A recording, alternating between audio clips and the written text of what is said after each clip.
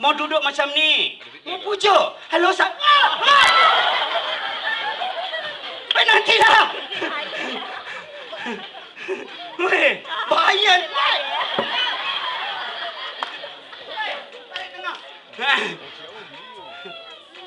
Woi. Hello sayang. Hello sayang. Okey, tak panggil sayang. Ya Habibi. Ya Habibi yang suka nah. Lepas ni kita pergi tengok wayang. Okey, ready. Saya cium tepuk kuat-kuat nah. Okey, 1, 2